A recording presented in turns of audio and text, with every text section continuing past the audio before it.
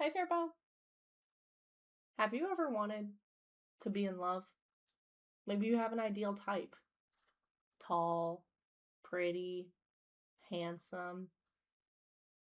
Maybe your ideal type is the literal goddess of love. Maybe your ideal type is the decapitated goddess of love's head in a pot with dirt and leaves in it. I have just the game for you. Specific type, but I have just the game. And that game is TOMAK Save the Earth Regeneration.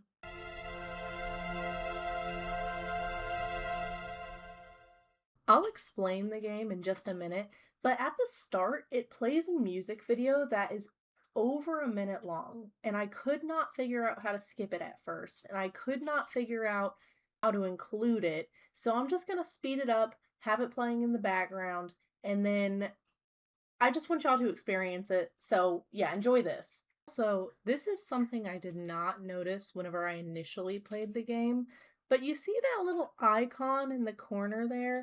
Keep that in mind, it's gonna come back. The game begins and the gods are really mad because they've decided that humans don't know how to love anymore. They can't love each other, they can't love the gods. Sorry about my birds in the background. So the gods decide that they need to send down a warning, and this guy wants to send down more diseases like AIDS.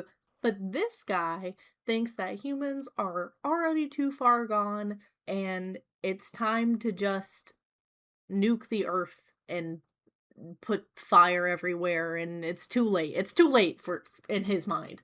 Luckily for all of us, Evian is here, the goddess of love, and she says, no, humans can still love and I'm going to prove it. Give me 3 years, I'm gonna go down there without a body and get someone to really fall in love with me. And my lack of body means there can't be lust, so boom, humans can love, it's all gonna work out, blah blah, right? Well, unfortunately for all of us, I'm the one in charge. This game's confusing, okay? The game starts and you get to name the goddess. I named mine Hebe. You get to change her hairstyle and her eye color to begin with. Everyone say hi, Hebe. Did you say it?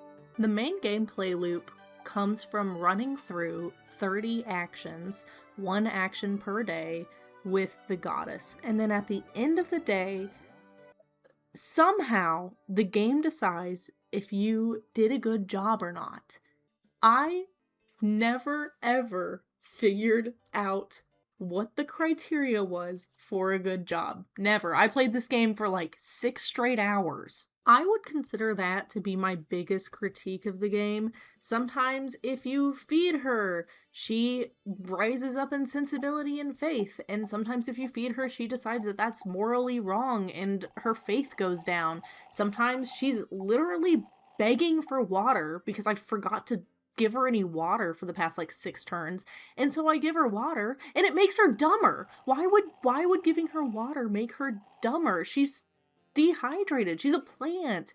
And she keeps saying stuff like, oh, what, am I just supposed to live off of water? So I give her alcohol, and then her faith goes down. And it's like, I'm doing what you asked me to do. I'm literally doing what you asked me to do, and you're punishing me for it, and you're making my stats get worse, and I'm gonna cause the end of the world because I can't figure out how to cheese the system. Also, nothing about my grade or actions seemed to have any effect on her mood, so she could be one of 4 things: numb, smitten, sulky, or arrogant. There was never just content. I spent my time trying to manage her stats. My goal was to get a pretty even run of stats. So the stats that you can affect include clever, sensibility, charm, favor, faith, hunger and thirst, which you want to go down, stamina, stress, and fatigue. I, a lot of times, would say, oh, if I pat her head, her favor goes up. Let me just do that 4 more times. and then her favor would go down, and then it would go up, and then it would go down, and then it would go up. And I don't know why. I don't know why it did it like that. Believe it or not, there really aren't that many guides to this game online either. So I really was just swimming in the deep end, trying to manage these stats. By the end of the game, her faith and favor were basically in the negatives. She was clever because I made her read every day, and she was mostly sensible. I think the very last thing I did was forget to water her, and she had like a completely full thirst bar without, like, it was past the threshold.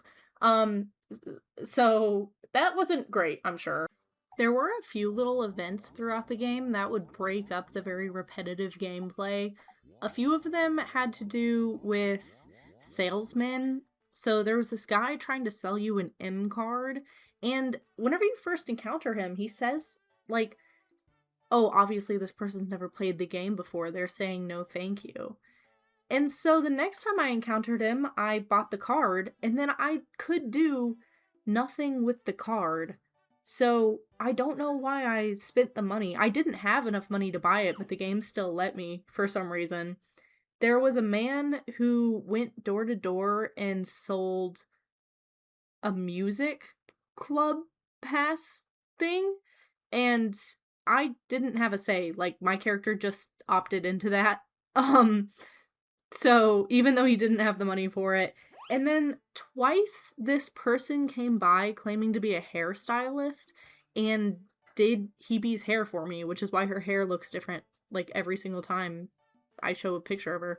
But it didn't go anywhere. I think the worst part about all of these interactions was just how useless and time-wasting they felt. And every time they popped up, they scared me because they played a little sound, and I was just so sucked into the rhythm of queuing up as many things for Hebe I can do to try to get through the day as fast as possible that I would be legitimately startled every single time they showed up. There were other events that would happen around the house. One of them was if Hebe did an activity, the spirit of that activity would come out and talk to her. This sometimes made her gain sensibility or cleverness, but other than that, it didn't do very much. I think it was just showing, like, oh, I've done this thing a milestone amount of times. Then the other thing that would happen was the gods would come visit to try to interfere with Hebe's plan. So that devil-style god, his name's Bastile, and he comes in and he says, "What's my real name?" And I don't know, so, we just guess or say I don't know. And this guy who's kind of been helping us throughout the game comes in and says, "I'll give you a hint. It's spelt Bastyle." I'm like, okay, well, I already knew that was his name, so okay. So he gets all butthurt that I don't remember his real name, and he says, "I'm coming back in a year, and if you don't remember my real name, I'm gonna be real mad." And then he comes back in a year, and I say the name that the old man told me, and he says it was wrong. And so I don't know if I'm just playing this game so poorly that there's literally no way for me to know the name, or if it's just kind of like that. A few times you leave the house and you're able to sort of wander around the city. One of the options you can do is go to the movies. I did this twice, once with Hebe and once with a girl I'm supposed to be on a blind date with. And this is where that little icon from the beginning of the title card comes in. For some reason, once you get to the movie theater, they're talking about characters and they're talking about, like, story arcs, and it doesn't really make sense on its own, but it really, really doesn't make sense because for this release of the game, they have overlaid the original content on the screen of the theater with a trailer for a game that came out in April of 2026. I don't know the game. It's about, I think it's just a gacha. I think it's a gacha game, and they obviously have struck a deal with Epic Games. Hey, I want to re-release this game with my ad in it.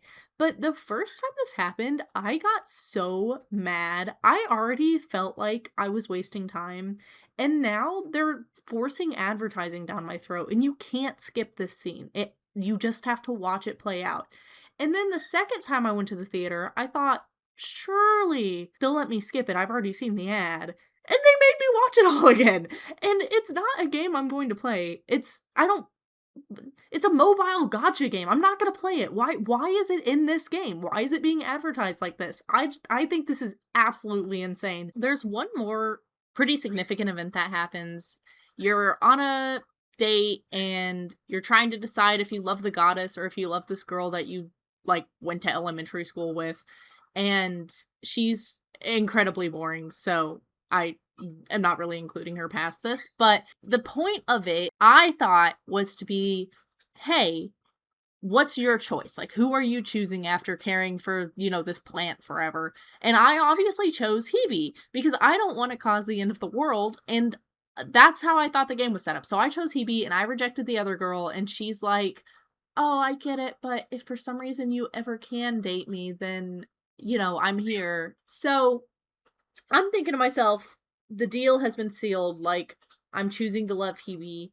And then your character keeps going through this conflict of, who do I love? And it's I just made the choice! I just chose for you! I chose that you should love Hebe! And he's still going through this conflict. To try to help resolve that, I guess, this kid slams into you. And he's all, I'm you from another dimension where I'm not so stupid, basically, and he looks nothing like you. And you take this little quiz, and throughout the quiz I was answering oh, Hebe, I want Hebe, I'm in love with Hebe, I love Hebe, right? We all love Hebe, right? And after I took the quiz, he's like, wow, you really haven't learned anything, have you? What? What do you mean? So every single day I did my best to give Hebe a variety of enrichment, and throughout the events I was consistently saying I'm choosing Hebe over everyone else, and I still caused the end of the world. It's over. It's done.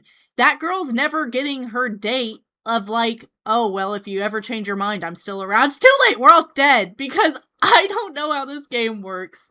There were some things I did find a little charming about this game, though, despite it all. If Hebe was smitten with me, sometimes she would blink about 5,000 times in a row, and every time that happened, I thought it was a little funny.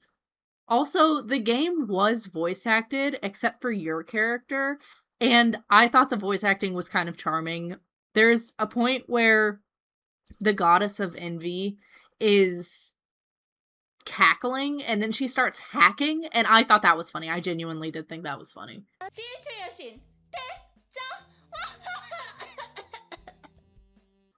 So that was Tomac Save the Earth Regeneration. That style of game was really popular back in the late 90s, early 2000s. I think they've been replaced with farming simulator style games. Very similar, turn your brain off, don't think too hard, have fun, click buttons style games.